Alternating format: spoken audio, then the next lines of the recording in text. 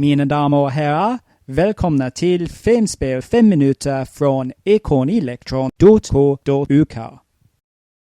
Circus Games is a 4-player compendium of games from Tynesoft, and one of the few Acorn Electron disc-based games.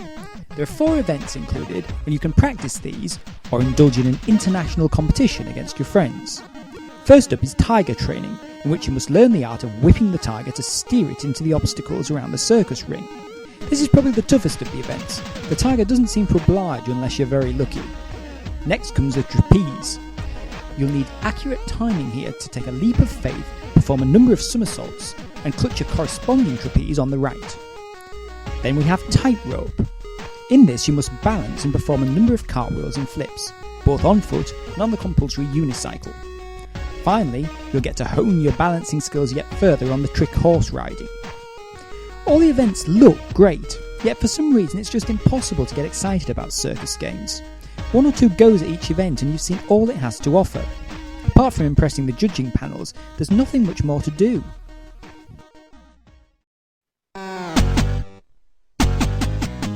Lunar Rescue is a very early Acorn Electron game, and it shows. You're released from a purple airlock at the top of the screen. After this, you navigate down through scrolling meteorites and try to land on one of the 3 base plates. You can thrust if you need to slow down. If you manage the journey, a man will run onto your spaceship to be, quote, rescued, unquote. You then do the same pilgrimage in reverse, but this time the meteorites are replaced with space invaders. You're able to shoot these. Again, you've got to safely guide your spaceship back to the airlock to complete the rescue. Danger is everywhere. You have to combine avoiding meteorites, bullets and invaders with getting your craft to drift towards its ultimate destination. Both on the descent and the ascent, this isn't easy. There's nothing really wrong with Lunar Rescue.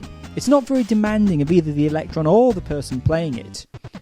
Would I go so far as to say it's boring? Yeah, I would. It's boring. In Jet Set Willy, the story goes that flamboyant playboy Willy has had the mother of all parties. His housekeeper won't let him go to bed until he cleans up the aftermath. So begins your trek around his mansion to collect all of the discarded items. Jet Set Willy is something of a legend. It was released for all the early 80s microcomputers, and it was one of the first games to free people from the linear structure of Space Invaders or one-screen platformers. If you're of a certain age, you probably know the layout of Jet Set Willy's rooms better than the layout of your own hometown. Looking back, it's really quite hard to see what all the fuss was about. Control over the character is good, but the frustrating looping death sequences if you make a false move are maddening. The Acorn Electron version of this game retains all of the features of the original, including swinging ropes, huge floating skulls, and annoyingly placed arrows. The game is incredibly difficult. The imagination in the room design is perhaps its best feature. Mineshaft is a simple platform game by Durell.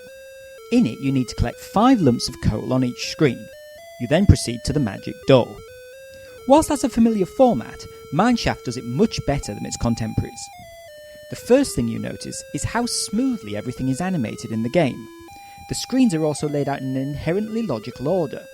Some of them may be difficult, but you have pixel-perfect control over your miner, so the game never feels unfair.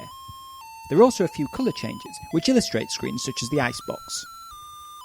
There isn't really a mission as such, and you can play any of the screens you like by pressing escape. You just idle away on the game until you've lost all 3 lives, and see how high you can get your score. Throughout the game, a little tune plays on interrupt. I wouldn't go so far as to say Mineshaft is brilliant, by any means. It's just a nice, soothing game to play when you want to wind down. Indoor Sports is a very professional-looking compendium of games. Bowling is first up. You select your position and the spin of the bowling ball, then you automatically run with it and press space to release it. You then get a tantalising animation before you score a strike, hopefully. You play against the computer, who's quite good, but not unbeatable. Next is Darts.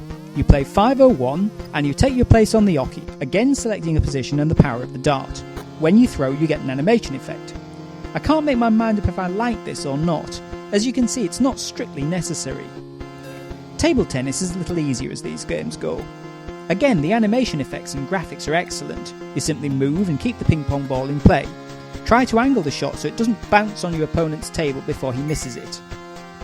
Airball I've never seen done this well anywhere else. Never mind that this is on the little Electron. It's smooth, exasperating and totally addictive. I could play this forever.